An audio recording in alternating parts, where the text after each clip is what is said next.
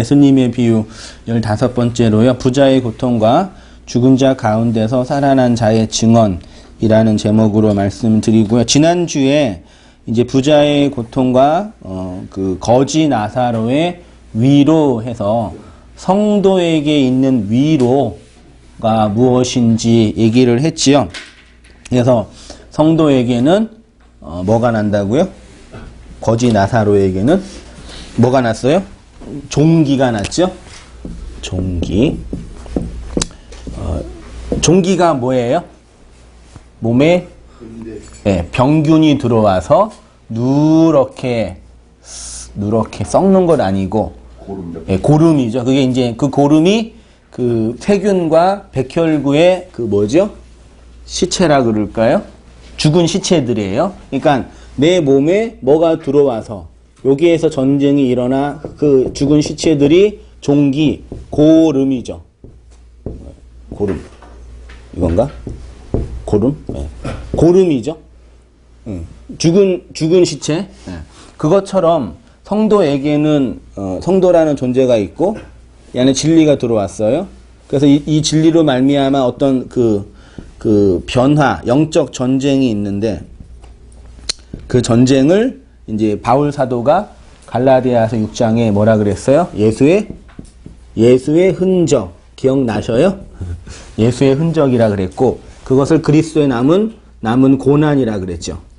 그러면 이제 성도에게는 그리스도의 흔적이 있고 고난이 있는데 그리스도의 흔적과 고난이 있게 한 그 근본적인 원인, 이유가 뭐냐라고 할 때 성도가 받은 뭐예요? 말씀. 혹은 진리. 그러니까 불신자에게 없는 그것이 있잖아요. 예수님 믿지 않는 자에게 없는 그것이 있잖아요. 그것이 성도에게 들어온 거죠. 됐죠? 그러면 우리 각자에게는 이러한 하나님의 말씀, 그리스도의 말씀, 진리가 들어왔죠. 그래서 영적 전쟁, 종기가 있죠. 그러면 그렇게 있게 된 이유가 뭔지, 어떻게 하나님의 말씀이 우리 안에 들어왔는지, 이거를 이제 오늘 본문을 통해서 말씀 같이 나누도록 할게요. 좀 울리나요? 제 귀에만 울리나? 울리는 게 아니? 하겠습니다.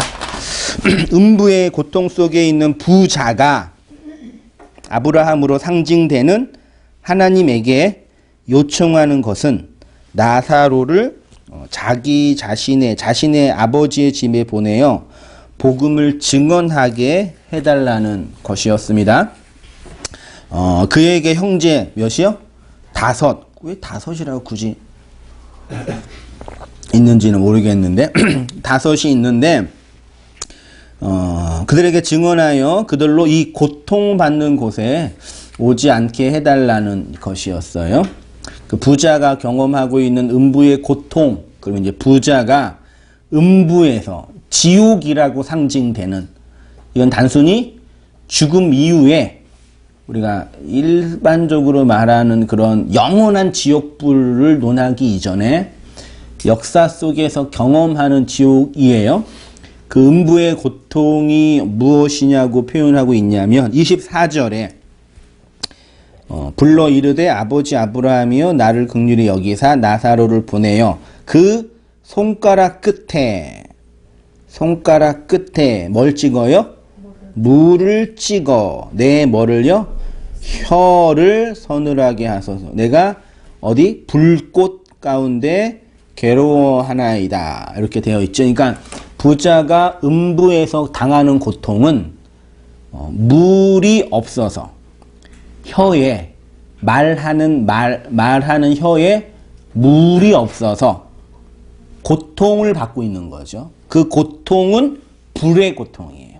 그러니까 물이 없어서 불의 고통을 혀가 경험하는 거예요. 그 지난주에 제가 말하지 못하는 고통이라고 표현을 했는데 이것이 마음이 부요한 자의 고통이에요. 그러면 이제 마음이 부요한 부자의 고통의 핵심은 뭐예요?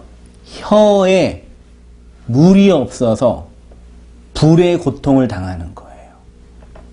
그러니까 우리가 물리적으로 육체적으로 당하는 그런 고통이 아니라 물이 없어서, 혀에 물이 없어서 불의 고통을 당하는 거예요. 마음이 부여한 자에게는 그 마음의 언어로 표현되는 혀에 물이라는 진리가 없어서 그의 정욕이 불같이 타오르게 된다. 그러니까 뭐냐면요.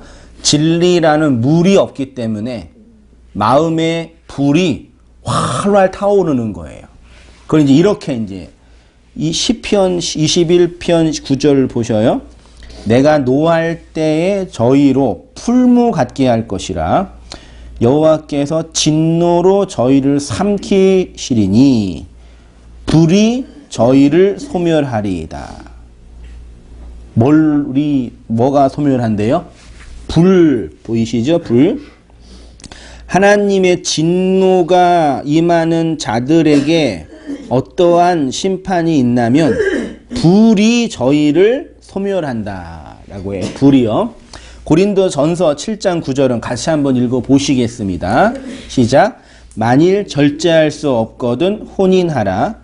정욕이 불같이 타는 것보다 혼인하는 것이 나으니라. 이게 이제 고린도전서 7장에 바울의 결혼관에 대해서 말하는데 청년 때 저도 설교를 들었어요. 혼인이 우리에게 주는 유익 중에 하나가 인간의 정욕을 이렇게 표출할 수 있는 곳이다 라고 해서 정욕을 참을 수 있으면 혼자 살아도 되고 너무 힘들면 차라리 결혼을 하라. 근데 제가 결혼해서 느꼈지만 결혼해서도 금욕해야 되죠. 어느 때는요. 그런 문제가 아니죠. 결혼을 하는 거냐. 여러 가지 이제 해석상에 이제 논란이 있을 수 있지만요. 어떻게 이 본문을 이해하면 좋냐면요. 남자와 여자의 혼인을 통해서 하나님과 인간에게 관한 말씀을 하시고 계시는 것인데 무엇이냐면 인간이 예수 그리스도와 혼인, 결혼하지 않으면 어떻게 돼요? 선악과 먹은 인간의 율법적 정욕이 불같이 타올라 그를 지옥에 가게 한다. 그래서 모든 여자는 예수님과 결혼해야 한다는 얘기예요.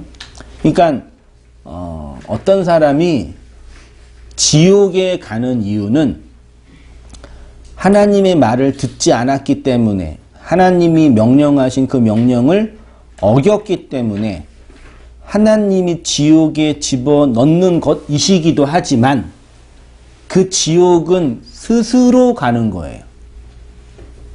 제가 그런 말씀을 드렸었나? 우리의 인생은 누가 심판해요? 우리 인생의 선배님들이신데 우리들의 인생 누가 심판해요? 그치요? 맞죠? 그래서 이 심판은 아무도 피할 수 없다니까요. 내가 나를 심판하는 거예요. 평생 살아온 인생의 날이 있죠? 70년 사셨다고 하면 지금 오늘의 내 모습 좋으세요? 60년이라 그럴까요? 50년? 70 좋아. 좋아. 40년. 18일 있으면 70이네. 살아온 내 인생의 모습이 있잖아요. 인생의 모습을 볼 때 이렇게 만들어진 모습은 지금까지 살아온 모든 인생의 총합이잖아요. 그렇죠? 내 인생은 내가 심판해요. 어떤 내가요? 살아온 내 인생.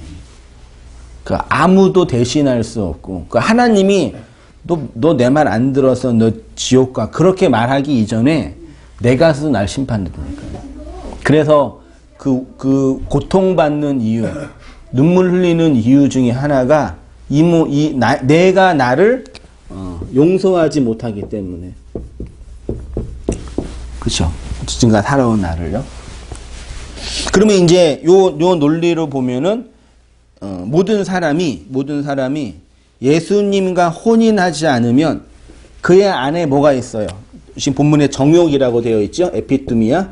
정욕이 활활 타오라서 누구를 잡아먹어요? 네, 그 자신을 잡아먹는 거예요. 그래서 예수님과 혼인해야 돼요. 예수님과 결혼하면 뭐가 없어져요? 정욕이 죽어요. 우리 욕망이 없어진다는 얘기가 아니라 그 정욕이 예수의 진리에 의해서 죽어요. 그게 지난주 얘기했던 우리 안에 이제 영적인 전쟁, 그리스도의 흔적, 그리스도의 남은 고난이라고 표현하는 거예요. 그렇게 썼죠. 무엇이냐면 인간이 예수 그리스도와 혼인하지 않으면 선악과 먹은 인간의 율법적 정욕이 불같이 타올라 그를 지옥에 가게 하는 것입니다. 그래서 진리로 오신 주님과 혼인해야지만 우리가 구원받을 수 있는 거죠. 그러니까 이거를 이제 남녀가 만나서 결혼해야 하라 그런 말을 한 것이겠어요? 그 결혼관 자체가 다 바뀌고 있는데 길을 헤매셨구나. 어서 오세요. 안녕하세요. 예. 어서 오세요. 안녕하세요. 그냥 계속 주셔놓고.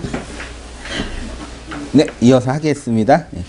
원고의 1페이지 그 아래쪽에 있습니다. 불이 가득한 인간의 욕망. 이렇게 주님과 혼인하지 않는 인간의 마음에 한이 가득한 것이 고통의 핵심이에요.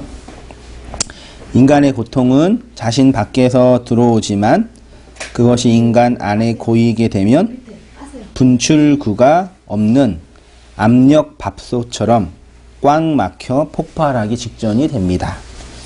이 압력이 불로 우리의 마음을 사로잡게 되는 것이 인간의 고통의 본질입니다. 그 불이 주는 고통은 오직 진리의 물을 통해서만 해결할 수 있다. 그러니까 그 고린도전서 7장 9절에 있는 말씀을 근거로 인간의 상태를 이렇게 설명을 한다면 이렇게 말할 수 있겠죠.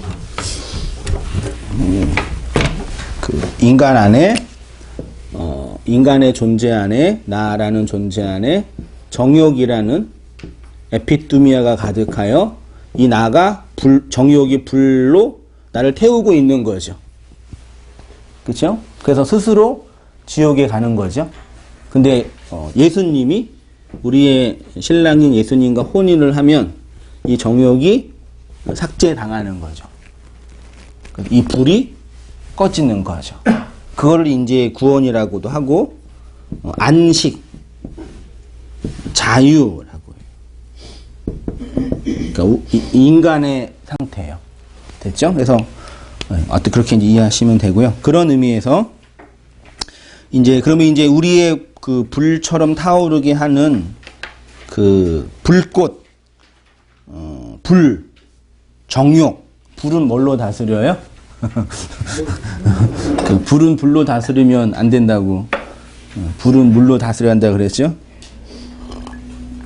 그래서 이제 그 물에 대해서 한번 그래서 나사로가 부자가 예수 하나님에게 물을 혀에 찍어 달라고 이제 한 거예요. 물의 2페이지 맨 위로 가보겠습니다. 성경에서 물은 뭘 상징해요? 진리와 은혜를 상징해요. 그 헬라어로 휘도르라고 하고요. 히브리어로 마임이라고 하는데 성경에서 물이 가지고 있는 메타포, 상징은 다양한 의미가 있습니다. 이거 가지고 성경 전체를 쭉 설명하면 시간 엄청 드는데 에덴 동산 중앙에서 발원하는 몇 개의 강이요? 4개의 강이 에덴 동산 중앙에서 온 세상을 덮었죠. 그게 하나님의 진리의 물이 온 세상에 흐른다라고 말할 수 있고 그 4개의 물이 4개의 말씀으로 4개의 복음으로 온 세상에 흘러가고 있다라고 말할 수 있죠. 노아의 홍수 사건에도 하늘의 물, 땅 아래 있는 물이 나와서 온 세상을 심판했죠. 온 세상의 심판을 받아 누가 구원받았어요? 노아의 8가족만 구원받았죠. 애굽 군대가 도망간 이스라엘 백성을 잡으려고 갔는데 어디에서 수장당했어요? 홍해에서, 홍해 바다, 진리의 물에 수장당했죠. 물에 의해 수장당한 거예요. 에스겔에 가보면 에스겔의 환상을 보는데 그 환상이 성전의 환상이에요. 근데 성전에서 뭐가 흘러나오냐면 물이 흘러나와요. 진리의 물이요. 그리고 또 예수님 자신도 각주 사본에 보시면 요한복음 7장 38절에 나를 믿는 자는 성경의 이름과 같이 그 배, 인간의 배는 욕망을 상징하죠. 그래서 바울이 그들의 신은 배라고 했잖아요. 인간 욕망의 근원. 그 배에서 뭐가 흘러나와요? 생수가 흘러나온다라고 예수님이 요한복음 7장 38절에 말씀하셨고, 그리고 계시록에 가면은 예루살렘 성전, 새 예루살렘 성전에 수정과 같은 깨끗한 물이 흐른다. 실제로 깨끗한 물이 있을까요? 그 우리가 표현한 거죠. 물은 이렇게 진리를 상징해요. 그 물이 우리로 살리고 풍성하게 하고 행복하게 합니다. 그래서 부자에게는 진리의 물이 없습니다. 물이 없이 입이 바짝 말라 불꽃처럼 타오르는 것, 그걸 심판이라고 말할 수 있고요. 그 다음에 이제 부자가 하나님에게 요청한 것이 그 물을 혀에 찍어 달라고 했고, 그 이유는 그 불꽃 가운데서 괴로워한다고 했기 때문이에요. 불은 물이 상징하는 것과 비슷합니다. 특히 하나님의 심판을 상징하는 것으로 많이 사용이 됐습니다. 그 심판은 구원의 또 다른 의미죠. 아까 제가 이제 늘 말씀드렸지만 우리가 이원론적인 사고에서 벗어나야 할 것이 진리, 물 하면 진리라고 이제 표현했는데, 이게 한쪽에서는 심판이고 한쪽에서는 뭐예요? 구원이죠. 이거는 세상이 심판받고가 아니라 우리가 심판받아 구원받은 거죠. 심판과 구원은 같이 일어나는 거죠. 그렇죠? 네. 불도 마찬가지예요. 불로 심판받아 구원받는 거죠. 그 대표적인 이야기가 창세기 19장 24절에 제가 말씀을 넣었는데 한번 같이 한 목소리로, 2페이지 왼쪽 하단에요. 창세기 19장 24절 있죠? 같이 한번 한 목소리로 읽어보겠습니다. 시작. 하늘에 곧 여호와께 여호와가 불을 소돔과 고모라에 비같이 내리사 그 성들과 몽들과 성에 거주하는 모든 백성과 땅에 나는 것을 다 엎어 멸하셨더라. 네, 하늘에서 유황과 불이 비같이 내려서 그 소돔과 고모라가 망했죠. 하나님의 심판이죠. 그 심판 속에 누가 구원받았어요? 롯이 아브라함의 중보로 구원받았죠.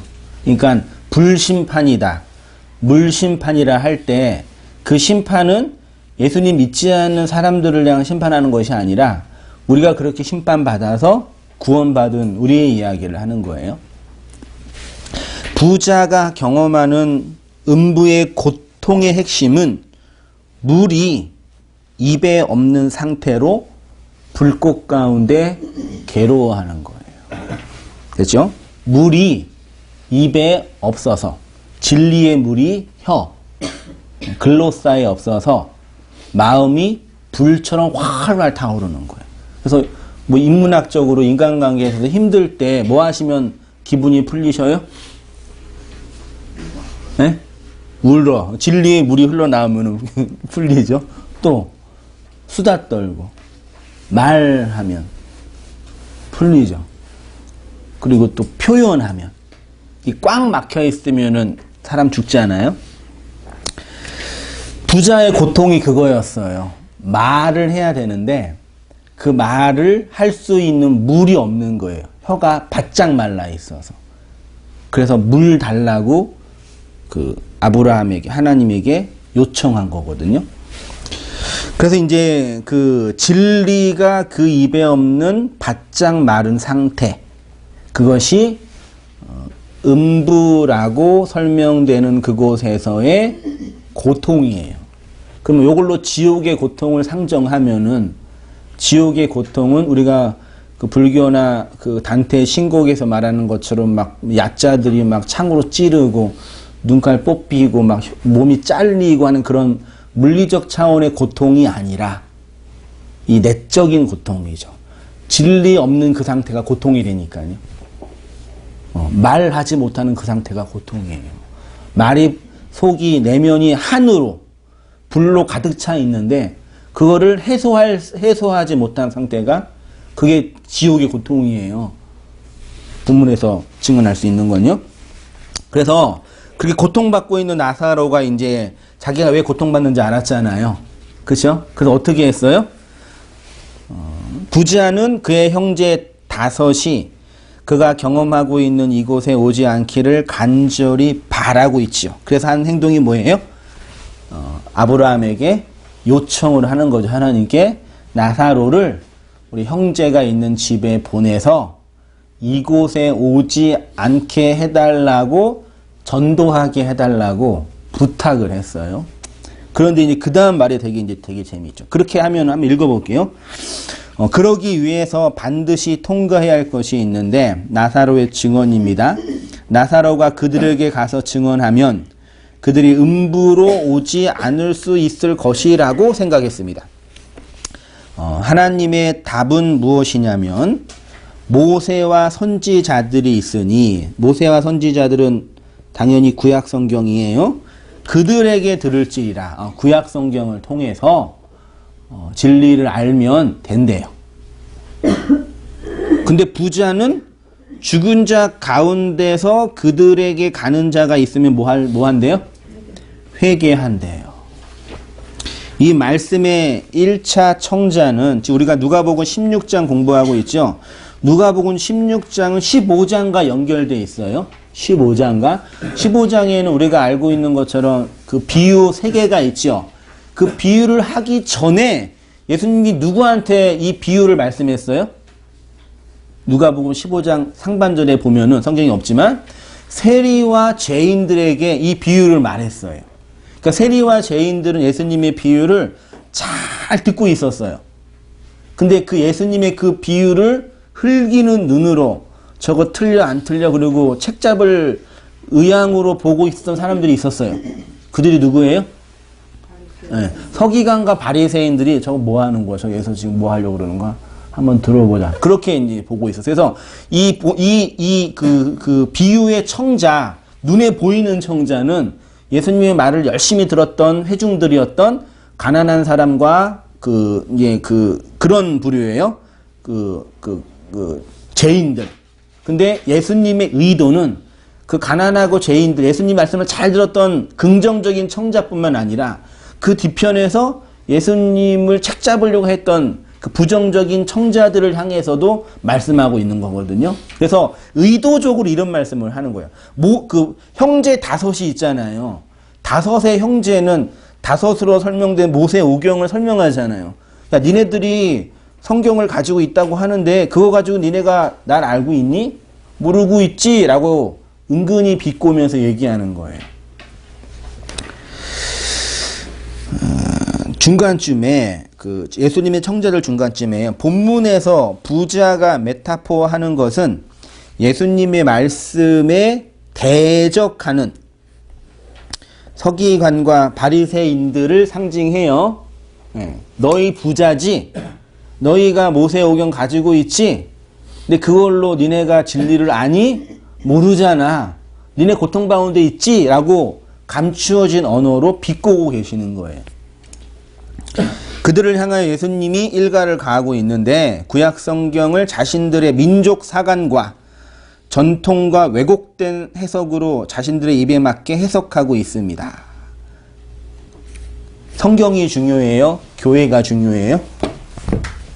여기서 말하는 교회는 그 카톨릭이나 개신교에서 말하는 그런 조직교회예요. 성도 개인이 아니라.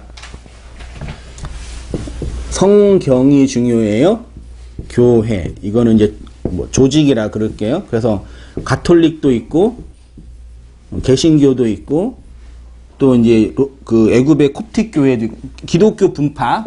그러면 성경이 중요해요. 교회가 중요해요.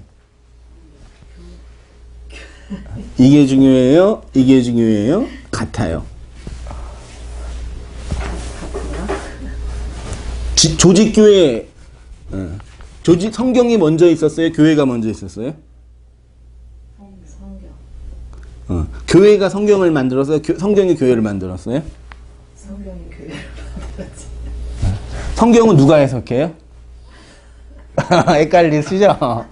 로마 카톨릭 애들은요, 성경보다 교회가 더 중요하다 그래요.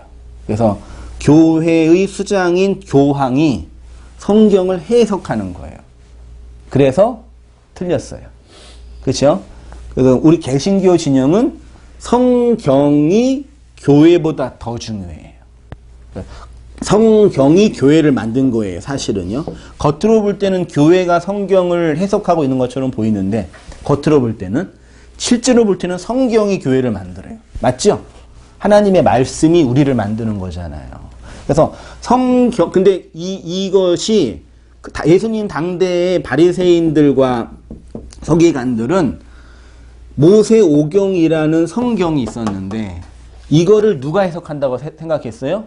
자신들의 전통이랑, 자신들의 관습이랑, 자신들의 신학으로 성경을 해석해서 교회를 만드는 거예요. 그래서 틀린 거예요. 서기관과 바리새인들이. 오늘날도 마찬가지죠. 오늘날도 뭐 장로교든 오순절주의든 감리교든 뭐하든, 저는 장로교 개혁주의 목사인데 우리 장로교 교단에서 절대 건들지 말아야 할 사람이 하나가 있어요. 누구예요? 칼빈이라는 위대한 선생이 계시거든요. 기독교 강조를 쓴 위대한, 이분이 성경을 다 올바르게 해석했을까 안 했을까요? 읽어보지도 않으셨으니까 모르시겠지만 아무튼 성경 해석했는데 틀린 부분이 있을 거 아니에요. 그러니까 누군가 이분이 틀렸다 그러면은 어떻게 돼요? 난리 나는 거. 네가 뭔데 칼빈을 공격하냐. 아니, 난 칼빈을 공격하는 게 아니라 이번 성경 해석에 오류가 있는 것 같다. 됐죠? 그런 거예요. 오늘날도 뭐 감리교에서 건들지 말아야 할 사람 누구예요? 웨슬리 건들면 끝나는 거예요. 그러니까 이런 것들, 요즘에 그 오순절에서 건들지 말아야 할 사람 누구예요? 조용기 목사? 건들면 이제 끝나는 거예요. 그러니까 성경보다 자신들이 만들어 놓은 틀이 있죠. 그게 더 중요한 거예요. 그래서 예수님 당대 서기관과 바리새인들이 자신들의 전통, 자신들의 편견, 자신들의 생각, 요걸로 성경을 해석하는 거예요. 지난주 얘기했잖아요. 왜 온 땅 교회는 추수감사 절기를 안 지키고 추수감사 헌금을 왜 안 해요? 누가 그랬더니 왜 안 하냐고. 그러니까 추수감사 절기는 성경에 있어요, 없어요? 없어요. 그거는 미국에서 인디안들을 몰아내고 자신들이 너무 기분 좋아가지고 하나님께 기도한 거에 그걸 우리가 수입한 거예요. 그러면 그건 해도 되고 안 해도 되죠? 안 해야죠. 네. 안 해야 돼요? 아, 예. 근데 우리가 하고 싶으니까 할 수는 있잖아요. 해도 뭐라 할 필요는 없잖아요.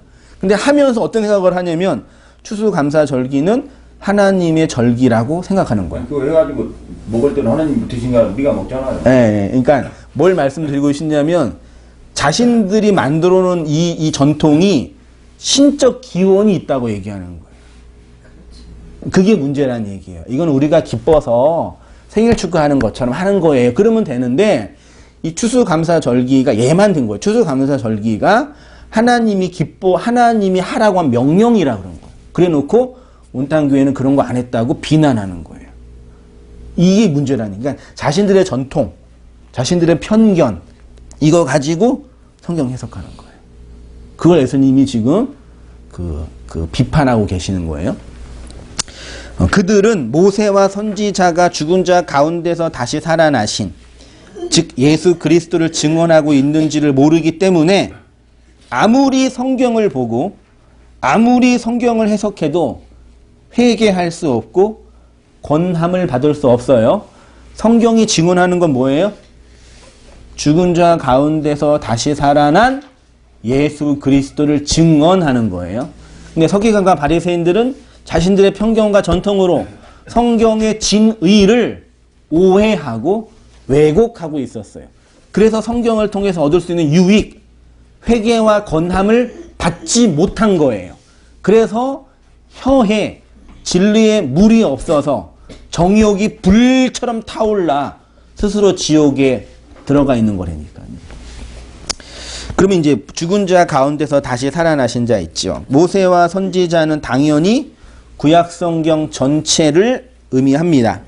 그러면 그 구약성경, 즉 모세와 선지자가 증언하고 있는 그 핵심은 뭐냐? 죽은 자 가운데서 다시 살아나신 예수 그리스도를 증언합니다. 인간의 몸을 입으시고 이 땅에 오신 예수 그리스도, 그 예수님은 참 하나님이며 참 인간이고 한 인격과 존재 안에 신격과 인격이 함께 하시는 분이에요.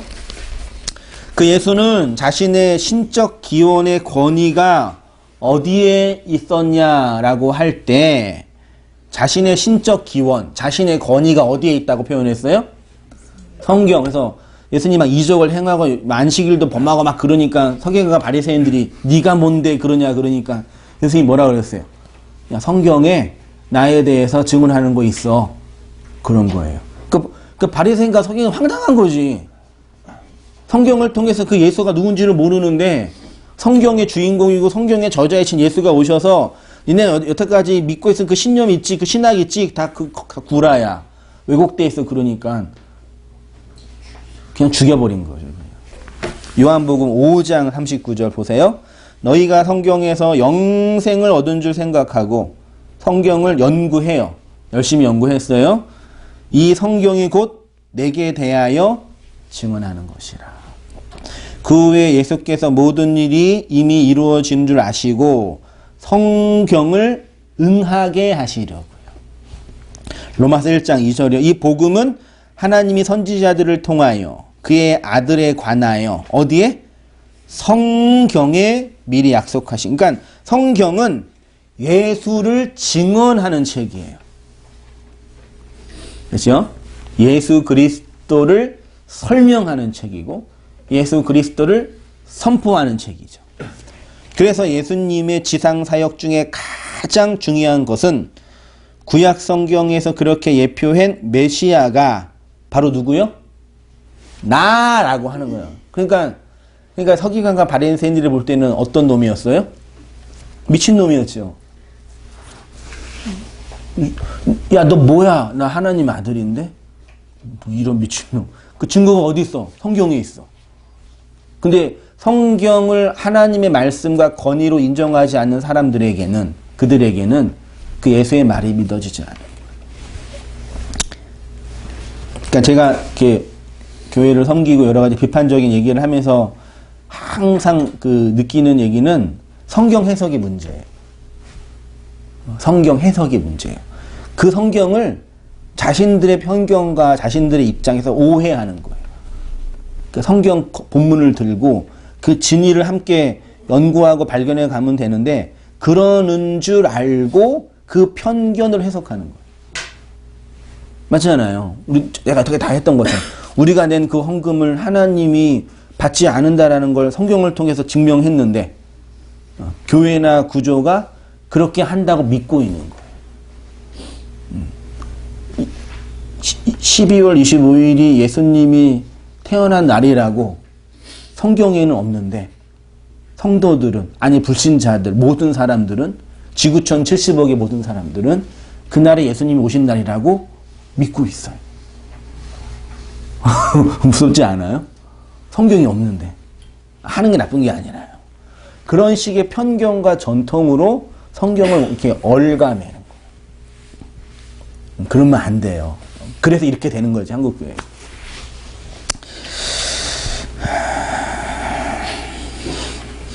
십자가에서 죽으신 이유도 성경을 응하게 하기 위해서라고 했고요. 예수님은 구약 성경을 증언하기 위해 이 땅에 오셨고 구약 성경은 예수가 하나님이 보내신 자라는 것을 증명해요. 여기서 이제 논리적 순환이 있는데요. 예수님이 하나님의 아들이라는 게 어디에 증명돼 있어요?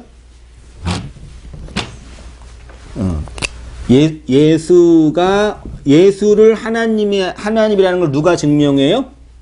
무엇이? 성경이요. 성경이 예수를 증언하죠. 됐죠? 그럼 예수의 권위는 어디에 있어요? 성경에 있어요.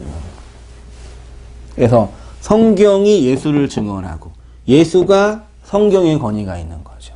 그러니까 성경을 통해서 예수가 하나님의 아들이라는 걸 안 사람은 그 예수가 하나님의 아들을 안 거를 어디에서 확인해요? 성경에서요. 이걸 성령 하나님이 교사, 즉 해석을 통해서 깨닫게 하는 거죠. 이 논리, 이 순환. 그러니까 이게 단절돼 있거나 왜곡돼 있으면 성경을 왜곡되게 해석하면 예수가 왜곡되게 해석되는 거잖아요. 그래서 중요한 거예요.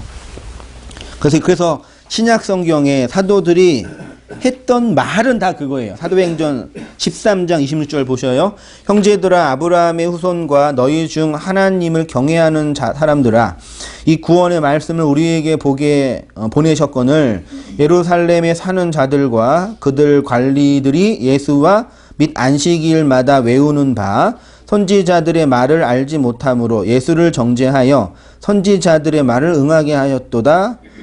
죽일 죄를 하나도 찾지 못하였으나 빌라도에게 죽여달라 하였으니 성경에 그를 가리켜 기록한 말씀을 다 응하게 하려 함이라.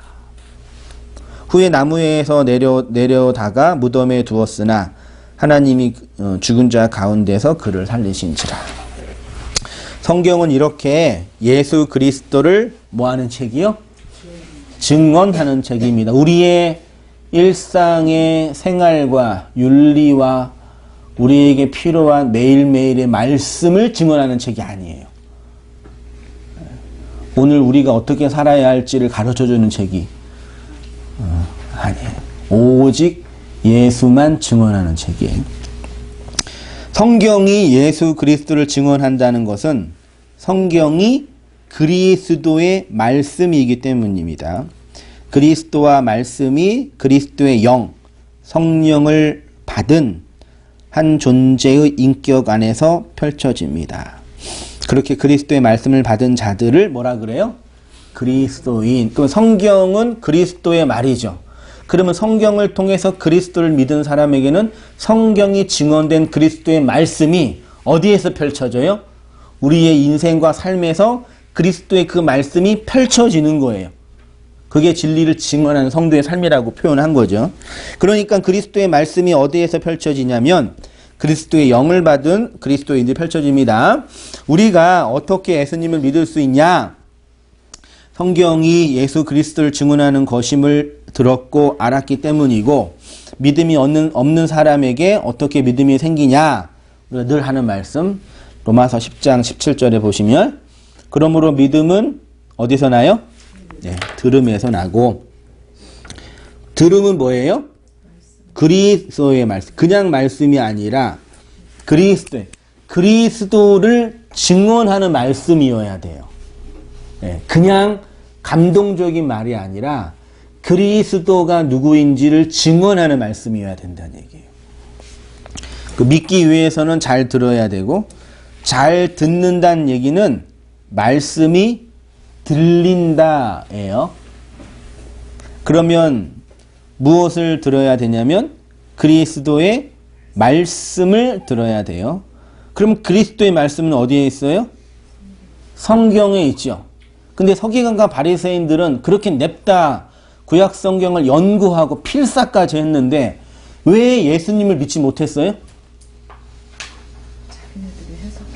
자기네들이 생각했던 메시아관과 지금 눈에 보이는 그 육체로 오신 예수가 달랐어요. 그러니까 성경이 정말 증언하고 있었던 그 예수를 보지 못하고 자신들의 편견과 오해와 신학으로 만들어 놓은 예수라니까요. 그게 10계명에 1계명, 2계명에 있는 우상숭배라고 제가 말씀드렸잖아요. 자기 욕망으로 하나님 만들어내는 거. 계시된 성경을 통해 성경을 증언하는 성령의 증언을 통해 그리스도에 관한 증언이 우리에게 들릴 때 믿음이 생긴다. 여기서 믿음이라는 것은 단순히 심리적인 의존감이나 의지적인 행위가 아니라 하나님의 믿음이라고 했습니다. 인간의 믿음이 아니라 하나님의 믿음. 여기 30절 다시 보세요. 이르되 그렇지 아니하나이다. 아버지 아브라함이여 만일 죽은 자에게서 그들에게 가는 자가 있으면 뭐 한대요? 회개. 이르되 모세와 선지자들에게 듣지 아니하면 비록 죽은 자 가운데서 살아나는 자가 있을지라도 권함을 받지 아니하리라. 그러니까 수많은 이적을 경험해도 기도 응답을 경험해도 무슨 체험을 해도요, 죽은 자 가운데서 살아나게 한 그리스도의 증언을 듣지 못하면 하나님 믿지 못해요. 그러니까 그 이적을 많이 행하고 있는 소위 말해 그런 교회들의 큰 오류가 이거예요. 내가 하나님 믿는 많은 증거들을 보여주고 예수님 믿어가지고 사업이 잘 되고 뭐가 잘 되고 심지어 이적이 행하고 막 그러면 그것 때문에 하나님 믿을 거라고 생각하죠. 그것과 상관이 없어요. 그러니까 이 본문을 어떻게 해석하냐면요. 이 본문을 이거죠. 죽은 자 가운데서 다시 살아난 자의 기적이 있으면 하나님을 믿을 거다. 말씀을 들을 거다라고 생각하고 있는데 그렇게만 보지 말고요. 보세요. 죽은 자 가운데서 다시 살아난 기적이 어디에서 이루어졌어요? 예수 그리스도의 십자가 안에서 그분이 죽은 자 가운데서 다시 살아났잖아요. 그러니까 성경, 당시에는 모세오경이죠. 성경이 증언하는 것은 예수라고 할 때 그 예수는 죽은 자 가운데서 다시 살아난 자라는 얘기죠. 그러니까 서기관과 바리새인들의 성경 해석의 큰 한계, 단점은 성경이 이 예수를 증언하는지 몰랐다는 얘기예요. 그래서 회개하지 못하고 권함받지 못한 거예요. 너무 쉬운데 말도 안 되는 얘기처럼 들리는데 당대 서기관과 바리새인들은 그렇게 성경을 봤어요. 어떻게? 자신들이 지켜야 할 윤리, 도덕, 성공 법칙. 그래서 오늘날도 개신교 목사들 중에 성경에 633가지의 하라와 하지 말라의 계명이 있는데 요거를 그대로 지키면 뭐 받아요? 복 받는다고 얘기해놓고 열심히 하라는 걸 하라고 하고 하지 말라는 거 하지 말라고 얘기해놓고 요거 해야지 복 받는다고 얘기하는 거예요. 성경을 예수라는 그 언약으로 보지 않고 내가 지키고 안 지켜야 할 계명으로 보는 거예요. 그러니까 뭐예요? 무거운 짐을 지우는 거예요. 이번 주에 수요 예배 때 했던 거 기억나셔요? 오른편 뺨을 치거든 왼편 돌려대고 악한 자를 대적하지 말라 그랬잖아요. 그러면 하나님이 저한테 한성민에게 야 성민아 이제부터 너가 해야 할 게 있는데 뭐냐면 악한 자를 대적하지 마. 그러면 너한테 복 줄 거야. 그 말씀을 제가 딱 받았어요. 제가 어떻게 해야 돼요? 아, 내가 악한 자를 대적하면 안 되는구나. 그 노력을 하죠. 근데 돼요, 안 돼요? 제가 안 되는지 어떻게 아셔요? 돼요, 안 돼요? 안 된단 말이에요. 나는 악한 자 보면 승질 나거든요. 화나거든요. 나를 사랑해서 나랑 결혼한 내 집사람도 승질날 때가 있는데, 내가 낳은 내 자식도 막 진짜 승질 부릴 때가 있는데, 나랑 상관이 없는 그런 사람에게 내가 어떻게 대적하지 않아요. 그 말씀을 받으니까 어떤 생각이 들어요? 하나님이 나한테 복을 주신다고 하는데 이 말씀을 지켜야 하는데 못 지키니까 미치고 환장하는 거예요. 그래서 다 교회에 와서 무슨 척해요? 악한 자를 대적하지 않는 착한 사람인 척을 하는 거예요.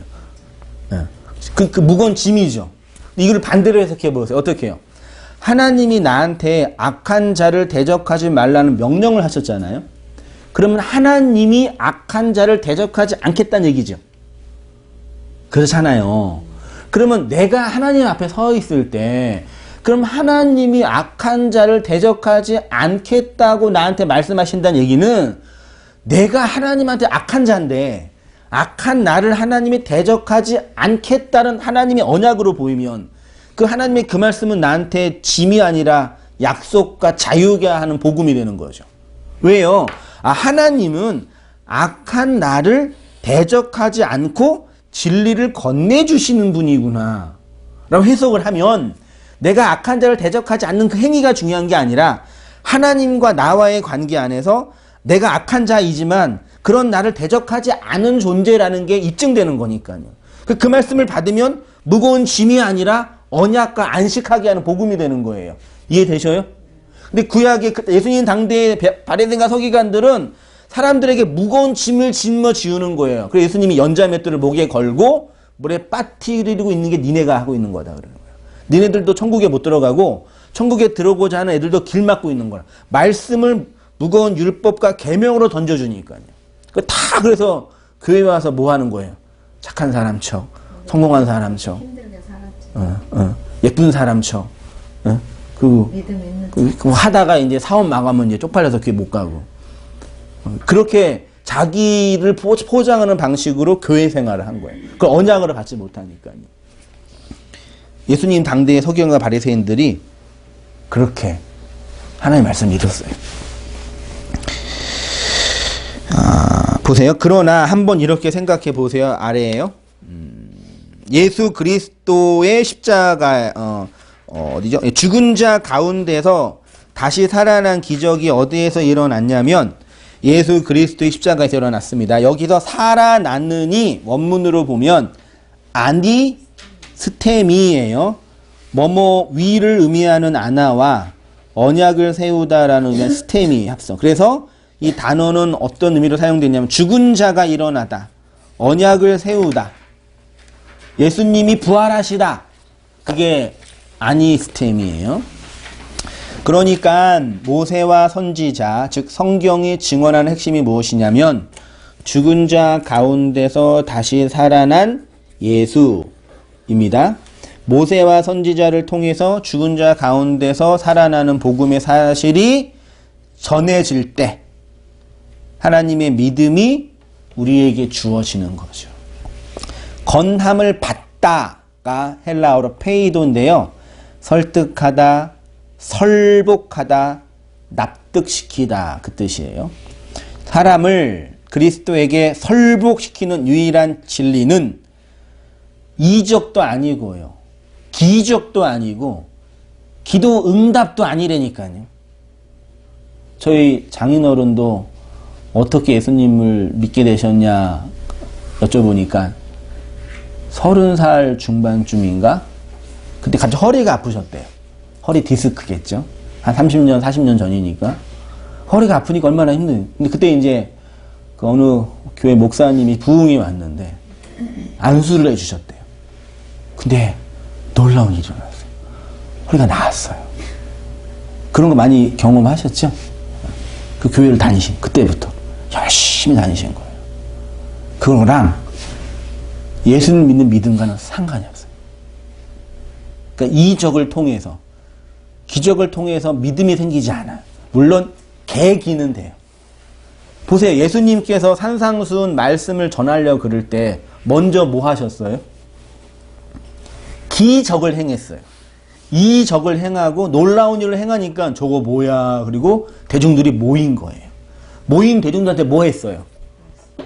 야, 이 이적과 기적이 중요한 게 아니야. 이제 진짜 중요한 걸 내가 얘기할게. 그리고 말씀을 막 전했어요. 말씀을 막 전하니까 이적과 기적을 보고 온 그 사람들이 뭐라 그랬어요? 아, 예수님 짱이에요. 그랬어요? 아이고, 말씀 왜 이렇게 어려워? 다 도망갔어요. 12명 남았잖아요. 예수님이 상처받으셔가지고 니네들도 갈 거냐 그러니까 베드로가 영생의 말씀이 여기 있는데 어디 가겠습니까? 그러니까 이적과 기적은 사람을 모이는 데는 짱이에요. 예수님도 사용했어요. 근데 그것은 복음의 내용이 들어가는 거가 상관이 없단 말이에요. 그러니까 성경이 이적과 기적을 증언하는 게 아니라 죽은 자 가운데서 다시 살아난 그것이 진짜 이적이다는 얘기예요. 니네가 지금 먹고 있는 이 오병이의 그 양식을 먹었잖아요. 니네가 어떻게 먹었는지 아니? 그 물고기 2개 이걸로 먹은 건데 그 이적과 기적의 핵심은 뭐냐면 하늘에서 떨어진 이 양식을 먹는 거야. 그거를 보여주는 거라니까. 죽은 자가 다시 살아난 이 사건이 진짜 너희들을 살릴 수 있는 이적이고 기적이야. 그걸 믿어. 그런 사람이 관심이 없으니까. 그거 말고요. 건강 주시고 돈 주시고 그것 좀 나한테 해결해 주세요. 자꾸 그러는 거예요. 그걸로만 설복당해요. 사람을 그리스도에게로 설복시키는 유일한 길은 죽은 자가 다시 살아난 복음. 그래서 예수님이 우리에게 보여줄 수 있는 유일한 표적과 기적은 뭐라 그랬어요? 요나의 표적뿐이 없다 그랬잖아요. 예수님이 실제로 우리에게 보여준 이적과 기적은 요나의 표적만 있는 게 아니었잖아요. 물도 건너가 심지어 죽은 자도 살리셨잖아요. 근데 그런 이적과 표적은 진짜 복음을 건네주는 것을 위한 수단과 가정인 거지. 그게 목적이 아니라는 얘기죠. 이 복음이 우리를 설복하여 그리스도를 믿고 회개하게 합니다. 이 복음이 죽은 자가 다시 살아나게 한 이 복음이 우리에게 들려진 거죠. 성도님들 속에 들려진 거죠. 네. 예수님의 죽으심과 부활, 예수님의 초림과 재림과 부활, 다시 오심이 우리 속에 경험되고 있잖아요. 그게 어떻게 됐냐? 어떻게 그 진리가 주어졌냐? 라고 할 때 누가복음 24장 이하가 이제 중요한 근거가 돼요. 좀 길지만 같이 한번 24장 25절 읽어보시겠습니다. 시작. 이르시되 미련하고 선지자들의 말을 모든 것을 마음에 거기 있는 자들이여 그리스도가 이런 고난을 받고 자기의 영광에 들어가야 할 것이 아니냐 하시고 이에 모세와 모든 선지자의 글로 시작하여 모든 성경에 쓴 바 자기에 관한 것을 자세히 설명하시니라. 그들이 가는 마을에 가까이 가매 예수는 더 가려 하는 것 같이 하시니 그리 강건하여 이르시되 우리와 함께 유하사이다. 때가 저물어 가고 날이 이미 기루었나이다 하니 이에 그들과 함께 유하러 들어가시니라. 그들과 함께 음식 잡수실 때에 떡을 가지사 축사하시고 그들에게 주시니 그들의 눈이 밝아져 그인 줄 알아보더니 예수는 그들에게 보이지 아니하시는지라. 그들이 서로 말하되 길에서 우리에게 말씀하시고 우리에게 성경을 풀어주실 때에 우리 속에서 마음이 뜨겁지 아니하더냐 하고 곧 그때 일어나 예루살렘에 돌아가 보니 11 제자가 및 그들과 함께한 자들이 모여 있어 말하기를 주께서 과연 살아나시고 시몬에게 보이셨다 하는지라. 두 사람도 길에서 된 일과 자기들에게 알려진 것을 말하더라. 그 말씀을 할 때 예수께서 친히 그들 가운데 서서 이르시되 너희 있을지어다 하시니라. 이게 우리가 흔히 알고 있는 이제 엠마오로 가는 두 제자의 이야기잖아요. 다 알고 있는 것처럼 부활하신 예수님이 두 제자에게 나타나셨어요. 근데 두 제자가 부활하신 예수님이 예수님인지 못 알아먹었어요. 좀 어려워요, 이게. 제자들이니까. 예수님과 함께 3년 반 동안 최소한 1년 정도 있었을 거 아니에요. 예수님을 알지요. 근데 부활하신 예수를 보면서 그 예수가 그 예수인지 모르는 거예요.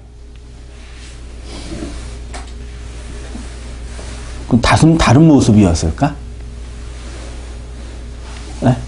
그러니까 어떤 걸 메타포 상징하고 있냐면 죽은 자 가운데서 다시 살아난 그 예수를 성경을 통해서 모르고 있었다는 얘기예요. 네. 그러니까 3년 반 정도 맨날 예수를 보면서 육체로 오신 율법의 예수만 보고 있었던 거예요. 예수가 죽고 부활하니까 그 예수가 누군지를 모르는 거예요. 해석을 하자면.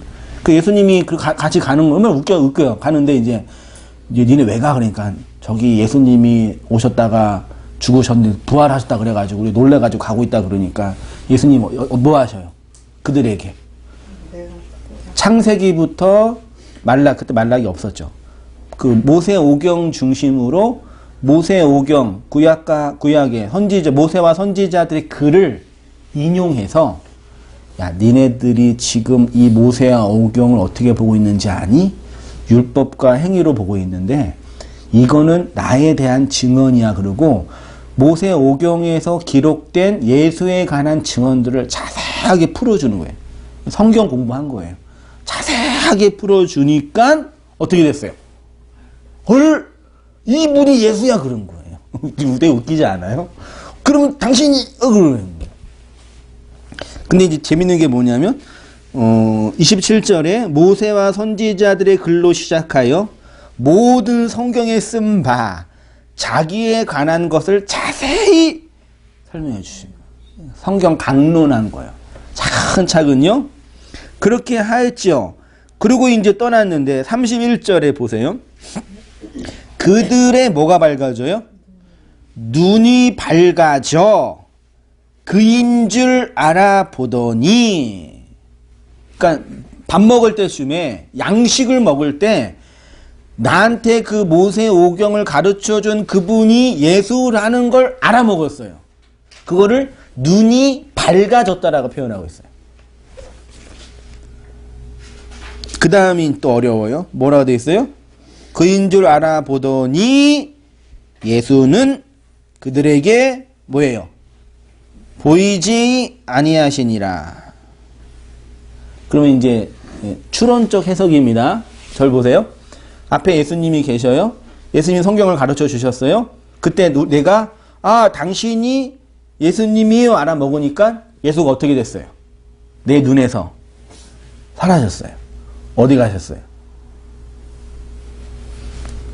어디 가셨을까요? 예수님은 율법으로 오셨죠. 육체로 오셨죠. 그 예수가 성경을 통해서 죽은 자 가운데서 다시 살아난 그 하나님이라는 걸 아는 순간 그분이 어디로 들어오셔요? 우리 안으로 오시잖아요. 내가 육체의 눈으로 내 이성으로 예수를 봤어요. 공부했어요. 성경을 통해서 예표된 상징된 그 예수를 막 배웠어요. 그 예수가 죽은 자 가운데서 살아나신 걸 알았어요. 그러면 그 예수는 내 밖에 있는 예수가 아니라 내 안에 들어온 예수잖아요. 그러니까 이게 기독교의 가장 중요한 핵심이에요. 개신교라고 하는 사람들이 예수를 내 밖에 있는 신으로 섬겨요. 내 밖에 있는 신. 예수님 착한 일 하신 분, 좋은 일 하신 분, 나를 위해 죽으신 위대한 선생. 믿는데 그 예수가 갖고 있는 진의를 모르니까 예수가 나에게 임재하지 않아요. 아니 우리가 구원글에 배우잖아요. 예수를 믿으면 예수가 우리 안에 들어온다며요. 그 누구든지 마음을 열면 내가 그에게로 들어간다 그랬잖아요. 그럼 예수 믿는 건 예수가 내 안에 들어오는 거잖아요. 그쵸? 근데 자꾸 왜 또 성령 달라고 그러고 능력 달라고 그러고 뭐 해달라고 왜 또 기도해요? 내 안에 들어왔는데 그 성령 충만이라 뭐 다양한 표현을 하는데 성이 안 차서 그러니까 안 들어온 거예요. 들어온 사실이 뭔지 모르는 거예요. 그렇지. 들어와 있는데 결혼했는데 결혼하자 그러면 돼요? 결혼했는데 나 사랑해줘 그러면 돼요? 같이 살아야죠. 그러니까 이런 오해가, 그러니까 내 밖에 있는 예수만 만들어 놓고 열심히 죽자고 섬기는 거예요. 그거를 제일 잘하는 사람들이 누구예요? 가톨릭이에요. 그 가톨릭 십자가는 지금도 예수가 달려있어요, 거기에. 네. 그거를 그대로 개신교 갖고 따라와가지고 또 십자가도 달고 있고, 교회에서. 내 밖에 예수를 자꾸 섬기는 거예요, 이렇게. 그 예수가 내 안에 들어왔는데, 그게 재림이라고 표현했잖아요. 그 내 안에 들어온 그 예수, 그게 영이고 말이고 진리니까, 그게 물이니까. 네. 물이니까 그 진리가 영으로 내 안에 들어오시니까 그 진리의 물로 내가 방언, 글로사를 하게 되잖아요. 말하게 되는 거잖아요.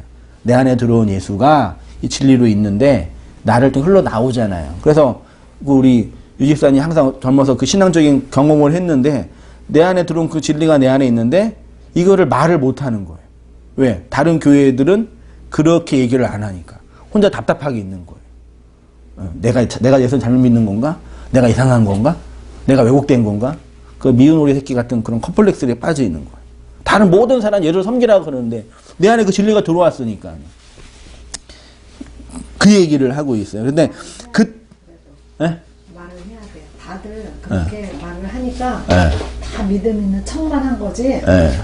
다 오픈을 하면 네. 다 그거를 공감을 하는 거야. 그렇죠. 그러니까 하나님을 진짜 율법적으로만 이렇게 겉에 보여지는 하나님으로만 나는 이미 구원 받았어. 이제 예수님 믿었어. 나 믿음 있어. 이렇게만 해놓고 보여지는 것에만 연연을 하는 거야. 진짜 나와의 관계를 우리 다 그렇게 믿었잖아. 근데 그거 다 공감하더라고. 그렇죠. 다. 그러니까 이단에 잘 빠지는 거예요. 신천지에 가서 건들면은 훅 가는 거예요. 가려운데 긁어주니까. 그럼 그 일이 어떻게 일어났냐? 예수님이 제자들한테 부활하신 예수님이 제자들에게 나타나서 뭐 하셨어요? 하신 게 뭐예요? 안수하셨어요? 축복해 주셨어요? 뭐 하셨어요? 모세오경, 모세와 선지자들의 글을 자세히 풀어주셨어요. 이것은 나를 증언하는 책이야 라고 자세히 풀어주셨어요. 그럴 때 제자들의 눈이 밝아졌어요. 그리고 32절 보셔요. 그들이 서로 말하되 길에서 우리에게 말씀하시고 우리에게 성경을 풀어주실 때에 성경이 풀려야 돼요.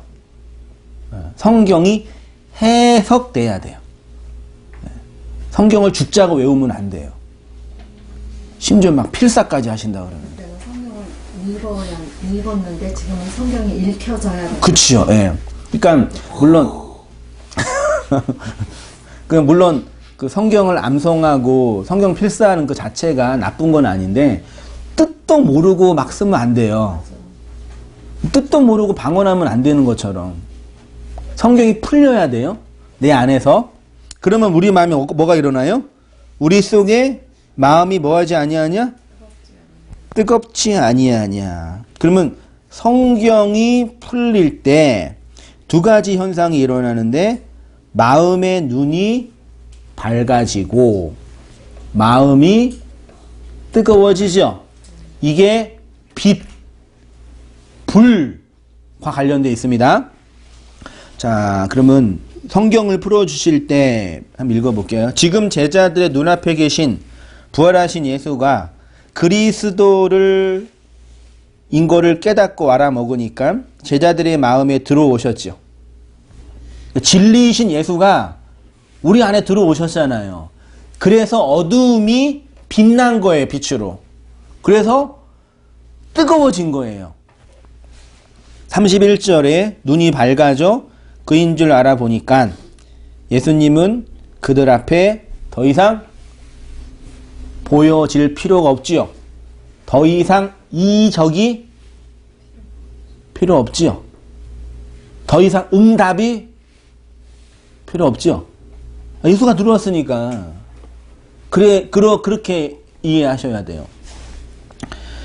그 예수를 알아먹은 제자의 마음속에 들어가신 것입니다. 그리고 32절에 자신들의 영적 경험을 고백하는데 예수님이 길에서 성경을 풀어주실 때 그들의 마음이 뜨겁게 일어난 것을 고백합니다. 여기 뜨겁다라가 카이오라는 단어인데요. 이게 불을 켜다, 밝아지다 그 뜻이에요.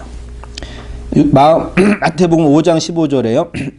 사람이 등불을 켜서 이게 카이오, 뜨겁다. 말 아래 두지 아니하고 등경 위에 두나니 그러므로 집안 모든 사람에게 집, 성경에서 집, 베이트는 성전이라 그랬잖아요. 율법의 성전을 밝히는 촛대 있죠? 그 진리의 촛대가 되는 거예요. 팔복의 말을 받은 성도가요.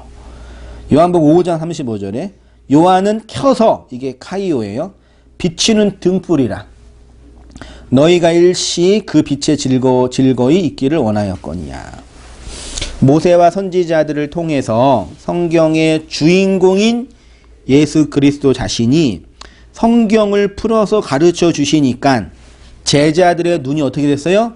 밝아져서 그 예수를 알아보고 그들의 어두운 마음에 등불이 환하게 빛나게 된 거죠. 이게 거지 나사로 가난한 자 안에서 일어나는 영적 경험이에요. 근데 부자는 이러한 경험이 없어요. 마음이 푸토코스하여 아이테오한 거지에게는 죽은 자 가운데서 다시 살아난 그리스도가 영으로 임하여서 그의 어두움이 밝게 빛나 어둠을 밝히게 되는 것입니다. 그렇죠? 내 안에 어두움이 밝게 빛나잖아요. 그래서 세상을 밝히는 등불이 되는 거예요. 그 존재만으로요. 우리가 이 그리스도의 말씀을 눈에 밝아져 그를 알아보게 되었고 우리 마음에 환한 진리의 빛이 등불처럼 빛나게 된 거죠. 그래서 마음이 뜨겁다라는 게 막 열정적으로 기도한다는 얘기가 아니에요. 밝혀지는 거예요. 선하게 보이는 거예요. 그 성도는 그 밝은 진리의 빛으로 어두운 세상을 살아가는 거죠. 그 촛불이 그 얘기 하더라고요. 빛이 어두움을 드러낸다. 걔네들이 진리를 안 되니까요. 촛불을 켜면서 어두움을 촛불이 몰아낸다. 알고 한 얘기인지는 모르겠는데 물론 이제 박근혜는 어두움이고 자기네는 빛이라는 이 언론이 있겠지만 똑같아요. 우리가 어두움이었는데 빛이 들어와 밝은 빛이 된 거예요. 그래서 어두움인 어떤 사람의 빛이 되는 그 순간 빛이 될 그 사람이 빛이 되면 이 세상은 어두움이 사라지는 거죠. 예. 그렇게 뜨거운 마음으로 하셔야 돼요. 뜨거운 마음으로 새겨 들으셔요. 예. 밝은 진리의 빛으로 잘 살아가시는 성도님 되시기를 축원드리면서 말씀 마치겠습니다. 기도하겠습니다. 고마우신 하나님 아버지, 우리의